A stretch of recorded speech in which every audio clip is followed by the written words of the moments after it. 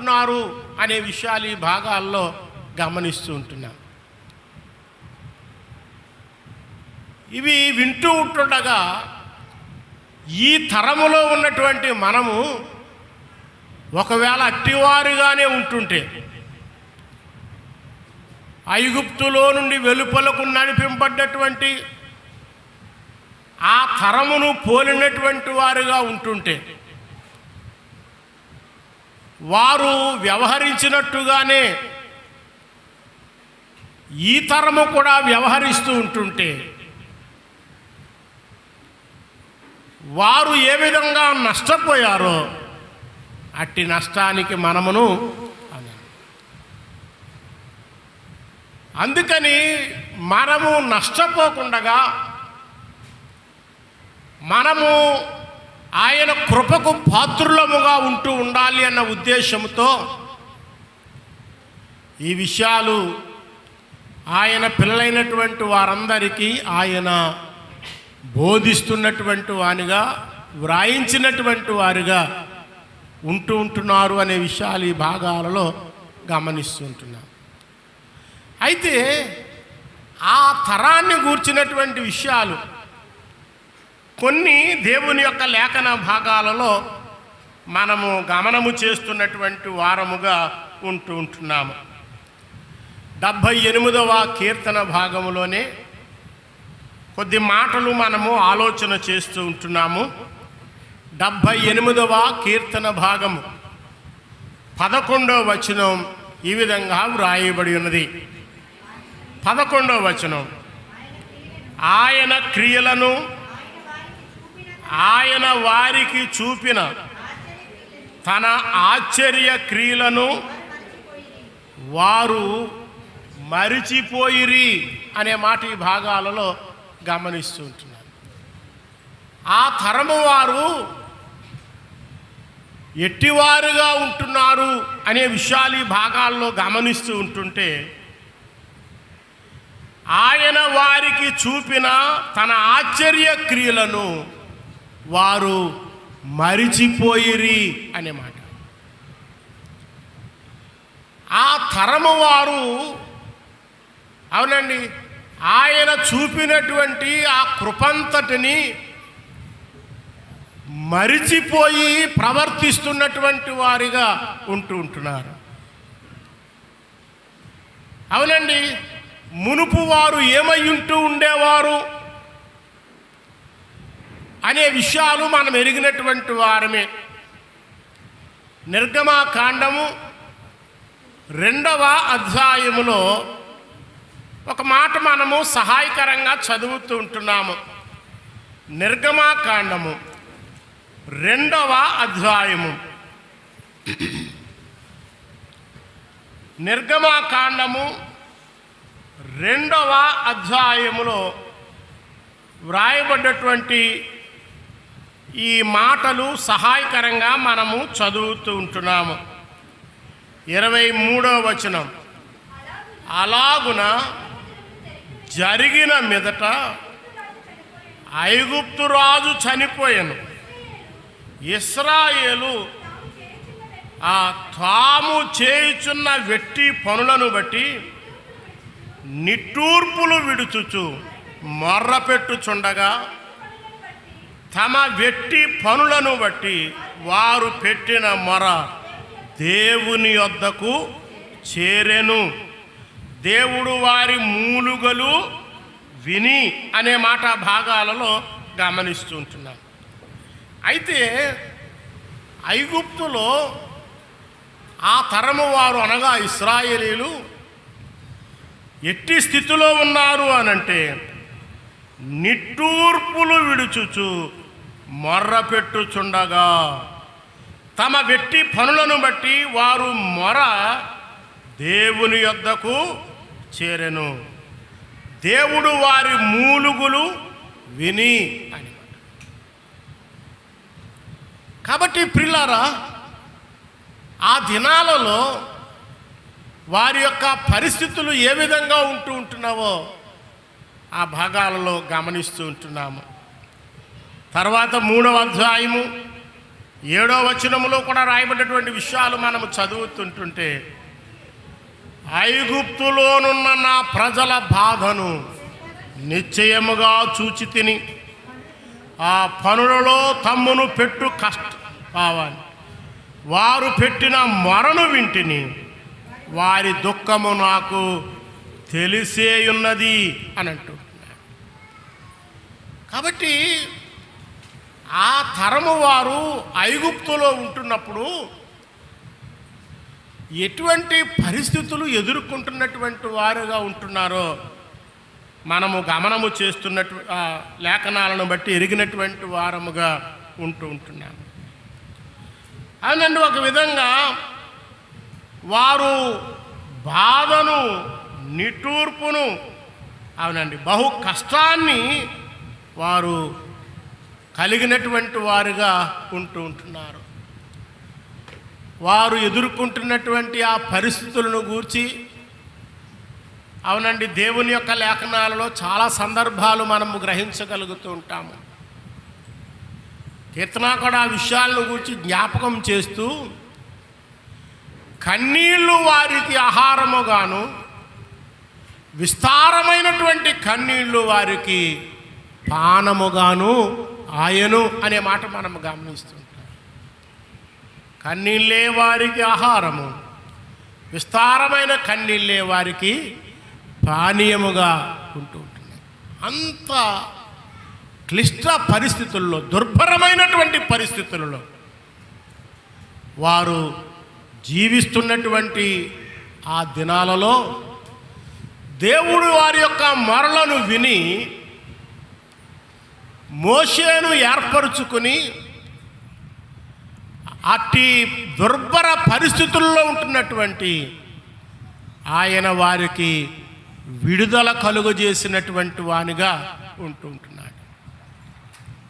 అవునండి, ఐగుప్తులో నుండి వారిని వెలుపలకు తీసుకుని వచ్చి ఏ విధమైనటువంటి కృపలను ఆయన వారికి విస్తరింపజేసుకుంటూ వచ్చినటువంటి వానిగా ఉంటున్నారో ఆ సంగతులు, అవునండి, మనము ఎరిగినటువంటి వారముగానే ఉంటున్నాం.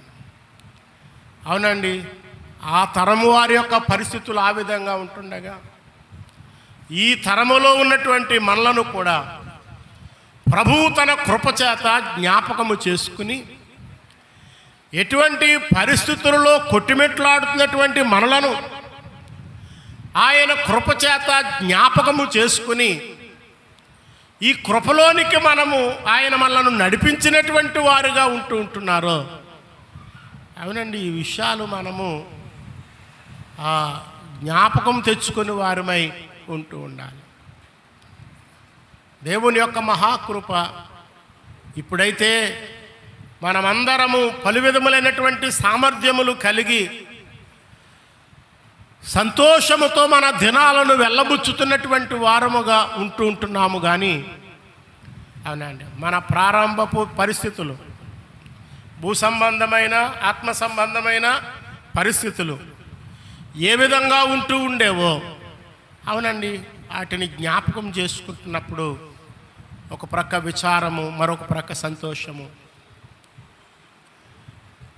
అయితే ప్రియులారా, ఆయన చూపినటువంటి ఆ కృపంతటిని బట్టి ఆయన పిల్లలమైనటువంటి మనము ఆయనను ఘనపరుచుటలో, ఆయన నామమునకు తగినటువంటి మహిమను ఆపాదింపచేసే పిల్లలముగా మనముండుటలో కలిగి ఉండవలసినటువంటి నియమాన్ని మనము గుర్తెరగవలసినటువంటి వారముగా ఉంటున్నాం. అయితే 78వ కీర్తన భాగం 11వ వచనాన్ని మనము చదవగా విని ఉన్నాము. ఆయన క్రియలను, ఆయన వారికి చూపిన తన ఆశ్చర్య క్రియలను వారు మరిచిపోయిరి. అవునండి, వారిని విడిపించుటలో ఆయన ఎట్టి గొప్ప కార్యములు జరిగించినటువంటి వారిగా ఉంటున్నారు. ఎట్టి మేలులు వారి పట్ల సమకూడి జరిగించుకుంటూ వచ్చినటువంటి దేవునిగా ఉంటున్నారు. ఆ విషయాలను వారు మరిచిపోయినటువంటి వారుగా ఉంటున్నారు అనే మాటలు ఆ భాగాలలో గమనిస్తుంటున్నాం. అవునండి, ఒకవేళ ఇట్టి బలహీన స్థితికి లోన్లవుతారేమో అన్న ఉద్దేశంతో మోషే ద్వారా వారికి ఉపదేశింపబడ్డటువంటి ఉపదేశములు, అవునండి, ద్వితీయోపదేశ కాండములో మనము గమనించగలుగుతూ ఉంటాము. ద్వితీయోపదేశ కాండము 8వ అధ్యాయంలో అక్కడ వారికి తెలియచేస్తున్నటువంటి విషయాలు ఆ భాగాలలో మనము గమనము చేస్తున్నటువంటి వారముగా ఉంటున్నాము. 8వ అధ్యాయం ఒక మాట మనము సహాయకరంగా చదువుకుందారి. 8వ అధ్యాయం 14వ వచనాన్ని చదువుతుంటున్నామండి. 14వ వచనంలో మీ మనస్సు మదించి దాసుల గృహమైన ఐగుప్తు దేశములో నుండి నిన్ను రప్పించిన నీ దేవుడైన యెహోవాను, నిన్ను రప్పించిన నీ దేవుడైన యెహోవాను మరిచెదవేమో.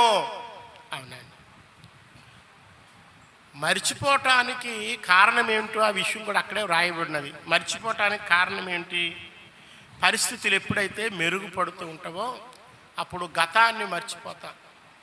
అందుకని అప్పుడప్పుడు అంటారు, ఓ ఎల్లబోతున్నావు కానీ గతం మర్చిపోకు అని అంటారు. అప్పుడప్పుడు తిట్టుకునే సమయంలో అని అంటూ ఉంటారు. గతం మర్చిపోకు అంటారు. ఇంకొక ఆవిడ అంటది, ఏమే నీవు ఈ ఊరు వచ్చినప్పుడు ఎలాగ వచ్చావో జ్ఞాపం చేసుకుంటది. అర్థమైంది అనుకుంటున్నాను అందరికీ. నువ్వు ఓబలాంకి వచ్చినప్పుడు ఎలాగొచ్చావో జ్ఞాపం చేసుకొని అక్కడితో ఊరుకోదు, సింప్రీకులు వేసుకుని అలాగొచ్చావు ఇలాగొచ్చావు అని అంటది. ఎందుకంటే ఇప్పుడు నున్నగోరంకలా తయారయ్యాం కాబట్టి అది జ్ఞాపకం చేసుకో అని తిడతారు కొన్నిసార్లు. అంటే అలా తిట్టమనే వాక్యం చెప్పట్లేదు. ఆ తిట్టిన తిట్లకి లెక్క అప్పగించుకుంటారు ఒక రోజు. మీరు మర్చిపోకూడదు ఆ విషయాన్ని. అందుకని అనవసరంగా ఎవరినే తిట్టకూడదు. అయితే సహజంగా మానవునికి ఉన్నటువంటి బలహీనత ఏంటంటే పరిస్థితులు ఎప్పుడైతే మెరుగుపడతాయో అప్పుడు గతాన్ని మర్చిపోతాం. అందుకని మోషే ఇశ్రాయేలుతో అంటూ ఉంటున్నాడు, ఇదిగో దాసుల గృహమైన ఐగుప్తు దేశములో నుండి నేను రప్పించిన మీ దేవుడైన యెహోవాను మరిచిపోకూడదు. ఎప్పుడు, అవునండి, మనము కృతజ్ఞతా భావమును కలిగినటువంటి వారముగా ఉండు నిమిత్తము, అవునండి, ఆయన ఈ శ్రేష్టమైనటువంటి విషయాలు తెలియపరుస్తూ ఉంటున్నారు. అయితే జరిగిందేంటి? 78వ కీర్తన భాగం 11వ వచనం, ఆయన వారికి చూపిన తన ఆశ్చర్య క్రియలను వారు మరిచిపోయిరి అనే మాటల భాగాలలో గమనించగలుగుతున్నటువంటి వారముగా ఉంటున్నారు. కాబట్టి ప్రియులారా, వారు, అవునండి, మరిచిపోయేవారుగా ఉంటున్నారు. కొన్ని మాటలు మనము చదువుతుంటున్నప్పుడు వారిని గూర్చి అక్కడే మనము గమనిస్తూ ఉంటాం. ద్వితీయోపదేశ కాండము 32వ అధ్యాయంలో, అవునండి, ఆ అధ్యాయం చివరికి వచ్చేసరికి వారు ఎట్టువారుగా మారిపోయారు, వారు ఏ విధంగా వ్యవహరిస్తూ ఉంటున్నారు అనే మాటల భాగాలలో గమనిస్తూ ఉంటున్నాం. 32వ అధ్యాయం ద్వితీయోపదేశ కాండం, ఏమండి, ద్వితీయోపదేశ కాండము 32వ అధ్యాయం 18వ వచనాన్ని చదువుతుంటున్నాము. 18వ వచనములో, నిన్ను పుట్టించిన ఆశ్రయ దుర్గమును విసర్జించితివి, నిన్ను కనిన దేవుణ్ణి మరచితివి. కాబట్టి ప్రియులారా, అవునండి, ఇదిగో నువ్వు మర్చిపోతావేమో, ఆయనను మర్చిపోకూడదు. ఐగుప్తులో నుండి నిన్ను రప్పించినటువంటి నీ దేవుడైన యెహోవాను మరిచిపోతావేమో, జాగ్రత్త అని హెచ్చరించుకుంటూ వచ్చిన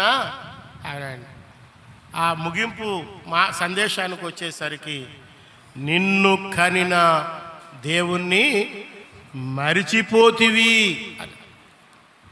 కాబట్టి వారు ఎంత మరుపు కలిగినటువంటి వారుగా ఉంటున్నారు. అవునండి, మరిచిపోవటం మానవ బలహీనత. ప్రభువు తన లేఖనాల ద్వారా జ్ఞాపకము చేస్తూ ఉంటున్నప్పుడు మన లోపాన్ని మనము సరిచేసుకుని వారిమై ఉంటూ ఉండాలి. కాబట్టి మనము మరిచిపోయే వారముగా ఉండకూడదు అని ఆయన సారిసారిగా తన లేఖనాల ద్వారా మనతో మాట్లాడుతూ ఉంటుండగా, అవునండి, మనము కొంత గ్రహింపును కలిగినటువంటి వారముగా ఉంటూ ఉండాలి అనే విషయాలు ఈ భాగాలలో గమనిస్తూ ఉంటున్నాము. 106వ కీర్తన భాగం ఒకసారి జ్ఞాపకం చేసుకుందారి. 106వ కీర్తన భాగములో వ్రాయబడినటువంటి మాటలు మనము సహాయకరంగా చదువుతూ ఉంటున్నాము. 106వ కీర్తన భాగము 13వ వచనాన్ని చదువుతూ ఉంటున్నాము. అయినను వారు ఆయన కార్యములను వెంటనే మరిచిపోయిరి అనే మాటలు ఈ భాగాలలో గమనిస్తూ ఉంటున్నాం. ఆయన కార్యములను వెంటనే మరిచిపోయిరి. అవునండి, మన పితరులను గూర్చి, ఆ తరము వారిని గూర్చి మనము ఆలోచన చేస్తూ ఉంటున్నప్పుడు వారు ఎట్టివారుగా ఉంటున్నారు అనే విషయాలు గమనిస్తూ ఉంటున్నాము. అక్కడే 22వ వచనాన్ని కూడా చదువుతుంటుంటే, ఆ భయం పుట్టించు క్రియలను చేసిన తమ రక్షకుడైన దేవుణ్ణి మరిచిపోయిరి. అవునండి, వారు మరిచిపోయేవారుగా ఉంటున్నారు. ఎందుకు ఈ విషయాలు చెప్పబడుతున్నాయంటే, ఆ తరమును పోలి మనం ఉండకూడదు. అంటే మనము మరిచిపోయే వారముగా ఉండకూడదు. యేసుక్రీస్తు ప్రభువారి యొక్క శిలువ మరణ పునరుత్థానముల ద్వారా ఎట్టి కృపనైతే మనము కలిగినటువంటి వారముగా ఉంటున్నాము, ఆ కృపంతటిని జ్ఞాపకము చేసుకుంటూ ప్రభువుని స్తుతించుటలో, ఆయన నామమును ఘనపరిచే పిల్లలముగా ఉండుటలో, అవునండి, మనము మరిచిపోయే వారముగా ఉండకూడదు. అయితే విచారం ఏమిటనంటే, పరిశుద్ధ గ్రంథమైన బైబిల్లో ఒక మాట మనము సహాయకరంగా చదువుకుందారి. ఏమండి, ఇర్మియా గ్రంథము 2వ అధ్యాయం, ఇర్మియా గ్రంథము 2వ అధ్యాయములో ఒక మాట మనము సహాయకరంగా చదువుతూ ఉంటున్నాము. 2వ అధ్యాయము 32వ వచనాన్ని చదువుతూ ఉంటున్నాం. 32వ వచనంలో, కన్యక తన ఆభరణములను మరుచున, పెండ్లి కుమార్తె వడ్డానమును మరుచున. అవునండి, నా ప్రజలు లెక్కలేనన్ని దినములు నన్ను మరిచి ఉంటున్నారు. అవునండి, నా ప్రజలు లెక్కలేనన్ని దినములు నన్ను మరిచి ఉంటున్నారు. అయితే ప్రియులారా, ఇట్టి వారిలో ఒకవేళ మనం ఉంటున్నటువంటి వారముగా ఉంటే, ఎట్టి వారిలో మరిచిపోయే వారముగా మనం ఉంటున్నటువంటి వారముగా ఉంటే, దానికి మూల్యాన్ని మనము చెల్లించుకోవలసి వస్తూ ఉంటున్నది. తద్వారా వచ్చే నష్టానికి మనము గురి కావలసి వస్తూ ఉంటున్నది. అందుకని మనము మరిచిపోయే వారముగా ఉండకూడదు. అయితే ఆయన తన లేఖనాల ద్వారా తెలియచేస్తున్న విషయాలు ఏంటంటే, నా ప్రజలు లెక్కలేనన్ని దినాలు మర్చిపోతున్నారు. అవునండి, తమ రక్షకుణ్ణి మర్చిపోతూ ఉంటున్నారు. దేవునిని మరిచిపోయేవారుగా, దేవుని యొక్క వాక్యాన్ని మరిచిపోయేవారుగా, ఆయన సన్నిధిని మరిచిపోయేవారుగా, ప్రార్థనను మరిచిపోయేవారుగా. అవునండి, ఇటువంటి సందర్భాలు అనేకములు మనలో ఎదురవుతూ ఉంటున్నాయి. అప్పుడప్పుడు తల్లులు పిల్లల్ని అడుగుతారు, ఏ పిల్ల బైబిల్ చదివావే అని అంటది. ఆ పిల్లలు నోరు కరుచుకుని మరిచిపోయానంటది. పిల్లల్ని అడగటం కాదు, తల్లులను అడుగుతున్నాం. కాబట్టి పెద్దవారు ప్రతి ఒక్కరము అవునండి, మన ఆత్మీయ క్షేమము కొరకు ప్రభువు నిర్ణయించినటువంటి ఈ ఆత్మీయ క్రమాలను కలిగినటువంటి వారముగా ఉండుటలో, అవునండి, మనం ఎట్టి వారముగా ఉంటున్నాము. అయితే అనేకులు మరిచిపోయేవారుగా ఉంటున్నారు, సహవాసాన్ని మర్చిపోతూ ఉంటున్నారు. సహవాసాన్ని మరిచిపోయి మరి ఎంతగా వెనకవుతున్నటువంటి వారుగా ఉంటున్నారో ఇలా చెప్పుకుంటూ ఉంటుంటే చాలా లోపములు మనలో కనబడుతున్నటువంటివి కానీ ఉంటున్నాయి. కాబట్టి ప్రియులారా, పరిశుద్ధాత్మ దేవుడు మన ఆత్మీయ క్షేమము కొరకు నిర్ణయించినటువంటి ఈ క్రమములను మనము మరిచిపోకూడదు. మనము మరిచిపోయే వారముగా ఉంటే, అవునండి, మనము ఆత్మీయంగా నష్టపడవలసి వస్తూ ఉంటున్నది. మనము నష్టపోకూడదన్న ఉద్దేశంతో మన పితరులు నష్టపోయారు. అలాగా ఏ విధంగా నష్టపోయారు, ఎన్ని ఇబ్బందులు ఎదుర్కొన్నారు, ఎన్ని దెబ్బలు తిన్నారు, అవునండి, ఎన్ని తొందరలు చోటు చేసుకున్నాయి, ఆ విషయాలు వారి అనుభవాలలో మనము గమనించగలుగుతుంటాం. అయితే మనము అటువంటి పరిస్థితులకు లోను కాకుండా ఉండాలి అన్న ఉద్దేశంతో, అవునండి, ఆయన ఈ భాగాలు మనకు తెలియపరుస్తున్నటువంటి వారిగా ఉంటున్నారు. అందుకని 78వ కీర్తన భాగంలో వ్రాయబడ్డటువంటి ఆ చక్కటి సందర్భ వచనాలను మనము గమనము చేస్తూ ఉంటున్నప్పుడు, అవునండి, ఆ తరమును పోలిన వారై ఉండకూడదు అని అంటున్నాడు. ఆ తరము వారు మరిచిపోయేవారుగా ఉంటున్నారు. అయితే ఆయన పిల్లలమైనటువంటి మనము మరిచిపోయేవారముగా ఉండకూడదు. ఎల్లప్పుడూ ఇట్టి ఆత్మ సంబంధమైనటువంటి జ్ఞాపకాలతో, అవునండి, మనము దినదినము బలపరచబడు వారముగా ఉండాలి అనే ఈ శ్రేష్టమైనటువంటి తలంపులు తప్పక ప్రతి ఒక్కరూ మనసునందుంచుకొని వారుగా ఉండాలని మనవి చేస్తూ ఉంటున్నాం. ఇంకా వారు ఎట్టివారుగా ఉన్నారు, ఆ తరము వారు ఏ విధంగా జీవించారు, ఎట్టివారుగా ఉన్నారనే మాటలు 78వ కీర్తన భాగములోనే 17వ వచనాన్ని చదువుతూ ఉంటున్నామని. 78వ కీర్తన భాగము 17వ వచనము ఈ విధంగా వ్రాయబడి ఉంటున్నది. అయినను వారు, అవునండి, ఆయనకు విరోధముగా పాపము చేయుచునే వచ్చిరి, అడవిలో మహోన్నతుని మీద తిరుగబడిరి అనే మాటల భాగాలలో గమనము చేస్తుంటున్నారు.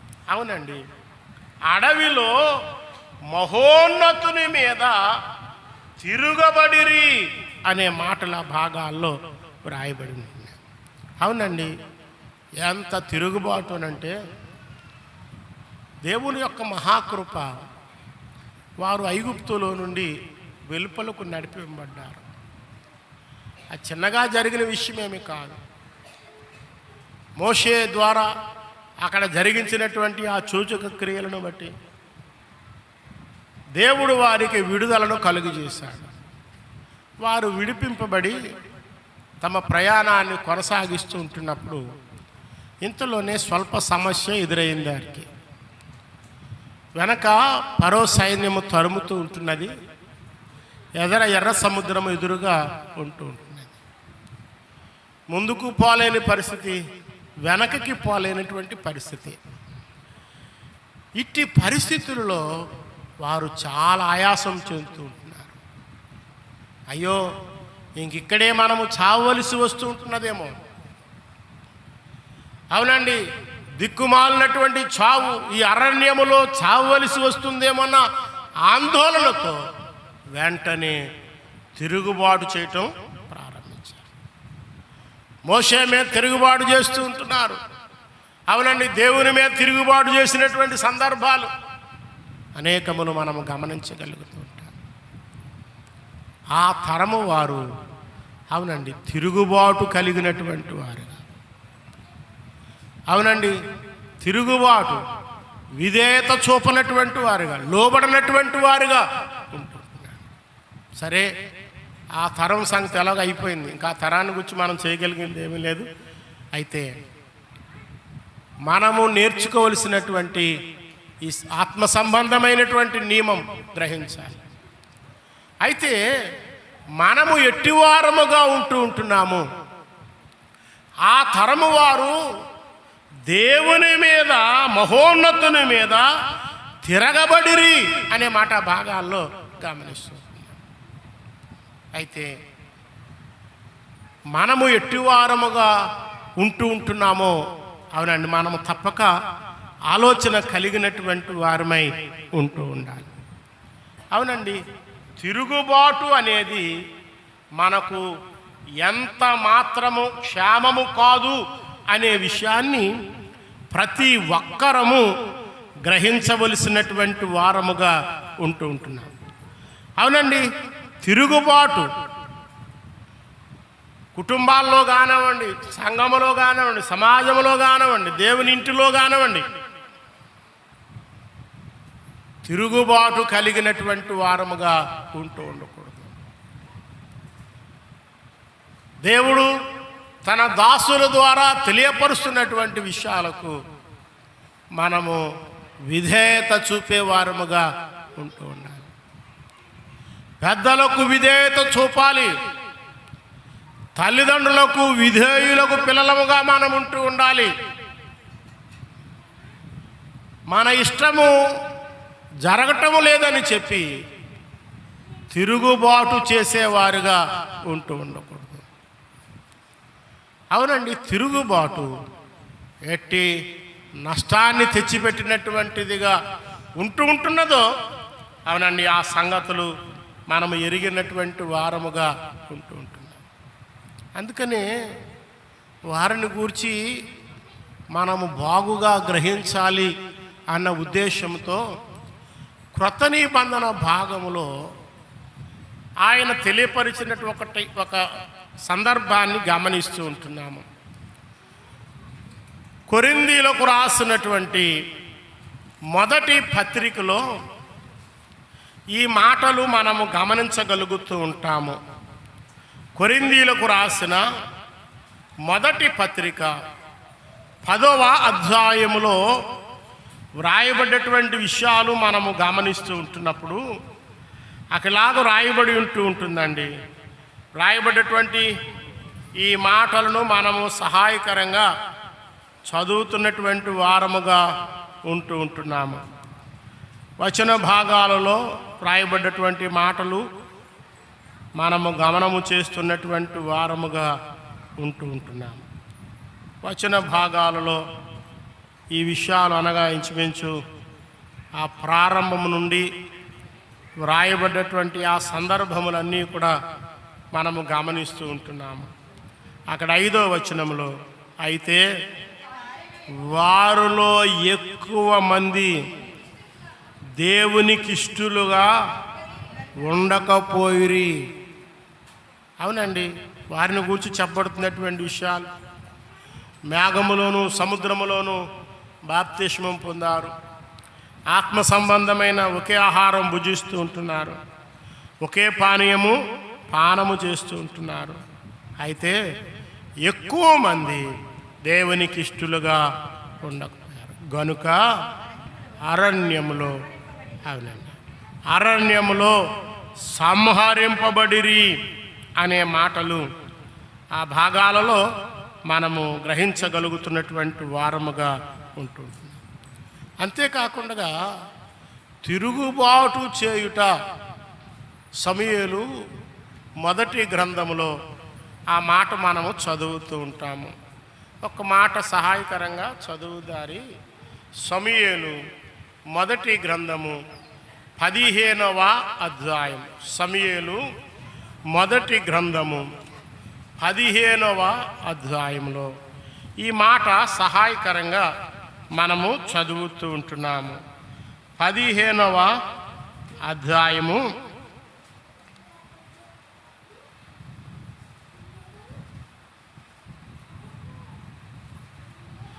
ఈ వచన భాగాలలో వ్రాయబడ్డటువంటి మాటలు మనము గమనము చేస్తున్నటువంటి వారముగా ఉంటున్నాము. చదవబడ్డటువంటి ఈ వచన భాగాల్లో వ్రాయబడ్డటువంటి మాటలు మనము గమనిస్తూ ఉంటున్నప్పుడు తిరుగుబాటు చేయుట పాపముతో సమానము అనే మాట 22-23 ప్రారంభంలో తిరుగుబాటు చేయుట సోదె చెప్పుటయను పాపముతో సమానము అని అంటారు. కాబట్టి ప్రియులారా, మరి ఆ తరము వారు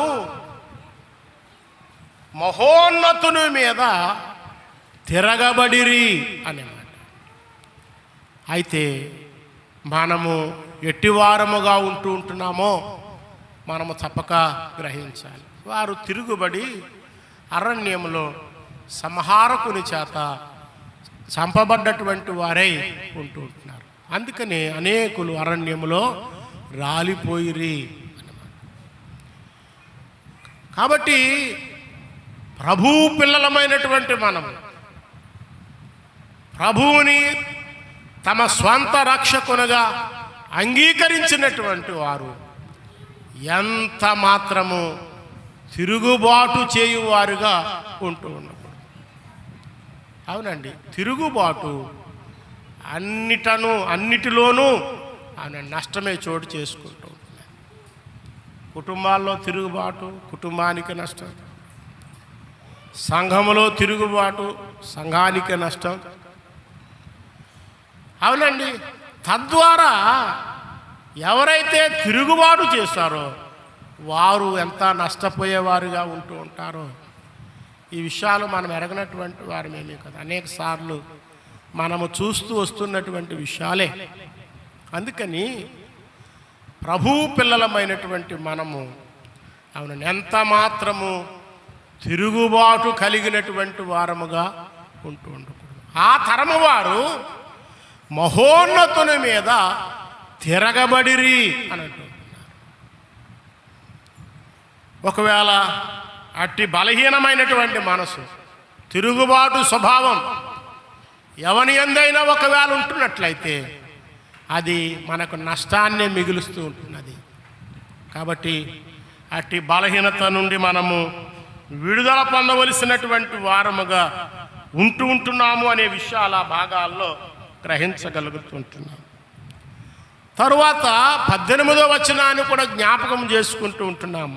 78వ కీర్తన భాగములోనే 18వ వచనం, ఆశ కొలది ఆహారమును అడుగుచు తమ హృదయములలో దేవుని శోధించిరి.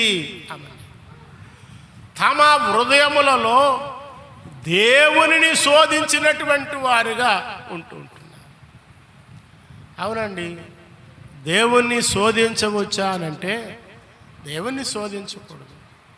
ఒక విధంగా సంతృప్తి లేనటువంటి వారుగా ఉంటున్నారు. దేవుడు పలు విధములైనటువంటి కృపలను వారికి అనుగ్రహిస్తూ ఉంటున్నాడు. నీళ్లు కావాలన్నప్పుడు ఆయన బండ నుండి నీళ్లు రప్పించినటువంటి వారిగా ఉంటున్నారు. ఆహారము లేదన్నప్పుడు అవునండి పరమ నుండి మరణాలు కురిపించినటువంటి వారిగా ఉంటున్నారు. మాకు మాంసము లేదన్నప్పుడు పూరేళ్లను పంపించినటువంటి వారిగా ఉంటున్నారు. అవునండి, ఈ విధంగా వారి అవసరతలన్నీ ఆయన తీర్చుకుంటూ వచ్చాడు. ఎంతగానంటే అవునండి, వారి ప్రయాణములో వారు వేసుకున్నటువంటి చెప్పులు అరిగిపోలేదు, వారు తొడిగినటువంటి వస్త్రములు చినిగిపోలేదు. ఎంత కృప వారి పట్ల విస్తరింప చేయబడ్డటువంటిదిగా ఉంటున్నదో అవునండి, ఆ ఆలోచనల్లో మనము గమనించగలుగుతుంటున్నాం. దేవుడింత దయ చూపితే వారి పండ్ల సందులలో మాంసపు ముక్కలు మిగిలి ఉంటుండగానే అవునండి మాకు మాంసము లేదు ఆయనను శోధించినటువంటి వారుగా ఉంటున్నారు. అవునండి, శోధించి ఎట్టి నష్టానికి వారు లోనయ్యారు, కొరింథీయులకు రాయబడినటువంటి మొదటి పత్రిక 10వ అధ్యాయములోనే ఆ మాటలు మనము గమనించగలుగుతూ ఉంటున్నాము. 10వ అధ్యాయము 9వ వచనం ఇలా రాయబడి ఉన్నది, మనము ప్రభువుని శోధింపకయుందుము, వారిలో కొందరు శోధించి సర్పము వలన నశించిరి. మనము ప్రభువుని శోధింపకయుందుము అని అంటుంటాడు. అందుకని యేసుక్రీస్తు ప్రభు వారి యొక్క పరిచర్య ప్రారంభ దినాలలో అపవాది ప్రభువుని శోధిస్తున్నటువంటి వానుగా ఉంటుంటున్నాడు.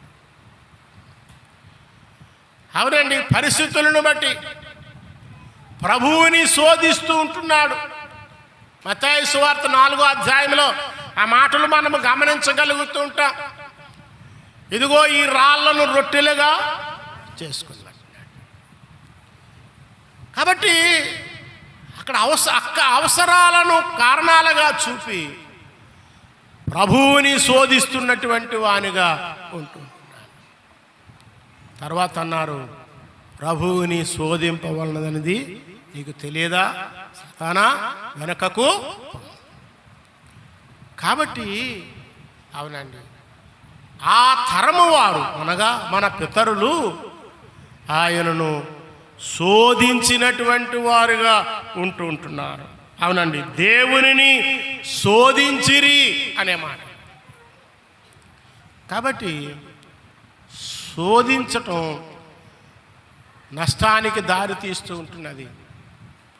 అవునండి, కొందరు భలే శోధించేవారుగా ఉంటూ ఉంటారు ప్రతి చిన్న విషయానికి. అవునండి, ఇక ఎంత శోధిస్తారంటే విసుగు చెందిపోయేవారుగా ఉంటూ ఉంటారు కుటుంబాలలో. అవునండి, తల్లిదండ్రులను బిడ్డలు అప్పుడప్పుడు వారు కొన్ని అవసరాలను బట్టి శోధిస్తూ ఉంటారు.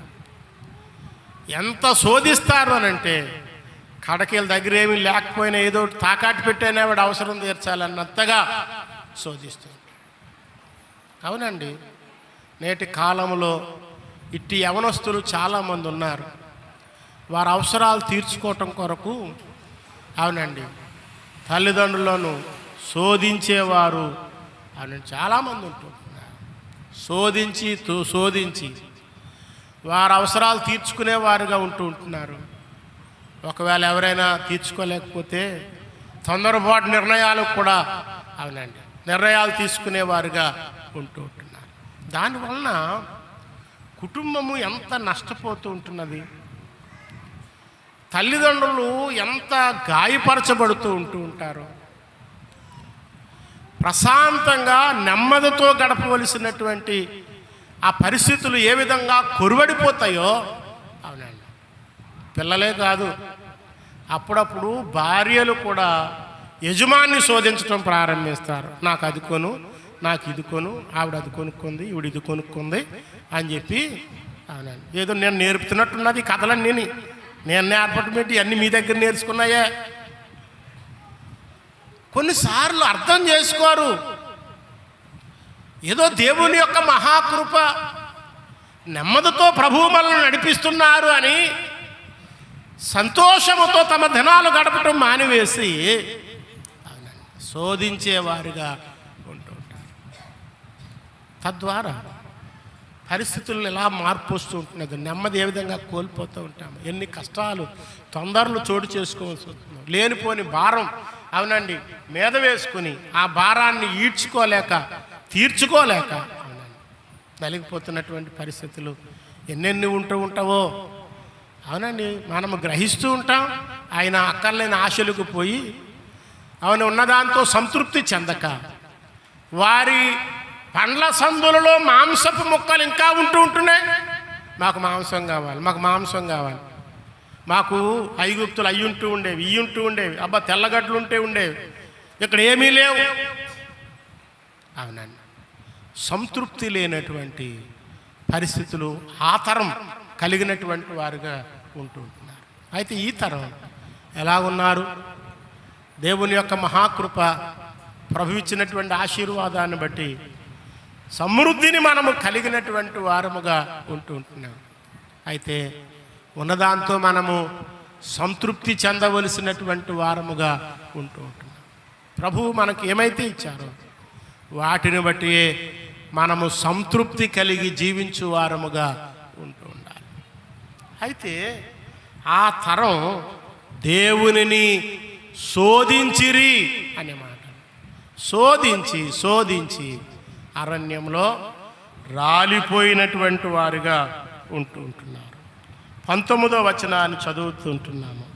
19వ వచనం, ఈ అరణ్యములో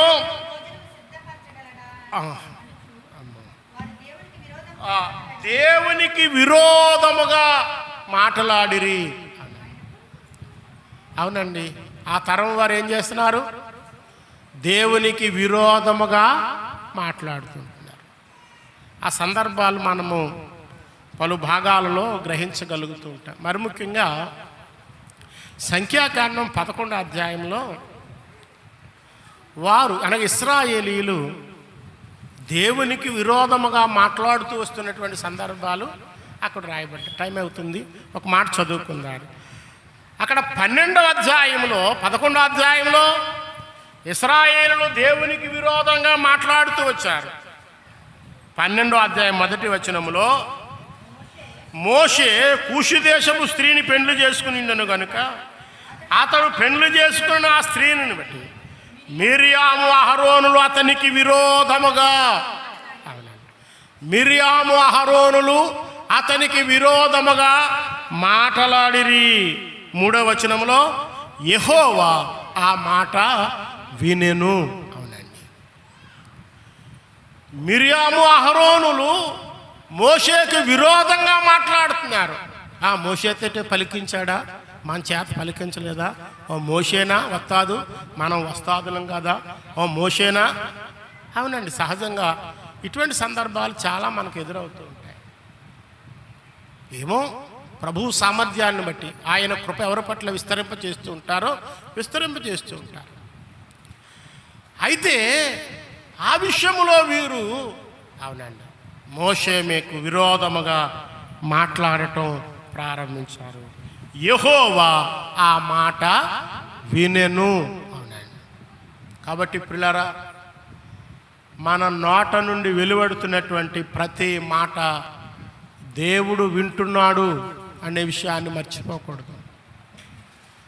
అవునండి, మన నోట నుండి వెలువడుతున్నటువంటి ప్రతి మాటకు ఒక దినాన్ని మనము తీర్పులోనికి తేబడుతూ ఉంటాం. అందుకని ఊరకనే ఉన్నదొకటి లేనిదొకటి అవునండి అనవసరంగా నాలిక జాడించే పరిస్థితి కలిగినటువంటి వారముగా మనము ఉండకూడదు. దేవునికి విరోధముగా మనం మాట్లాడకూడదు. సేవకునికి విరోధముగా, సమాజానికి విరోధముగా, వ్యక్తులకు విరోధముగా అవునండి మనం ఎంత మాత్రము మాట్లాడువారముగా ఉండకూడదు. అవునండి, దేవునికి విరోధముగా మాట్లాడి మోషేకి విరోధముగా మాట్లాడి ఎంత నష్టపోయారు అనే విషయాలు ఆ భాగాల్లో మనం ఎరిగినటువంటి వారముగానే ఉంటున్నాం. కాబట్టి పిల్లరా, మరి కొన్ని చక్కటి విషయాలు ఆ భాగాల్లో ఉంటున్నవి. కాబట్టి ప్రభు పిల్లలమైనటువంటి మనము ఆయన మన పట్ల చూపినటువంటి ఆ కృపంతటిని జ్ఞాపకము చేసుకుంటూ దేవునిని స్తుతించేవారుగానే ఉండాలి తప్ప ఆ తరము వారిని పోలి మనము జీవించు వారముగా ఆ తరము వారు అవునండి మూర్ఖతను తిరుగుబాటును కలిగినటువంటి వారుగా ఉంటున్నారు. మనము అట్టివారముగా ఉండకుండా ప్రభు తన లేఖనాల ద్వారా తెలియపరుస్తున్నటువంటి శ్రేష్టమైనటువంటి విషయాలు నేర్చుకుని అట్టి చక్కటి భక్తుల యొక్క మాదిరిని పోలి మనము జీవించువారుగా ఉండాలని మీకు మనవి చేస్తూ ఈ మాటలు ముగిస్తూ ఉంటున్నాను. అట్టి కృప పరిశుద్ధాత్మ దేవుడు చేరువచ్చినటువంటి మనందరికీ అనుగ్రహించును గాక. ఆమేన్. మంచిదండి.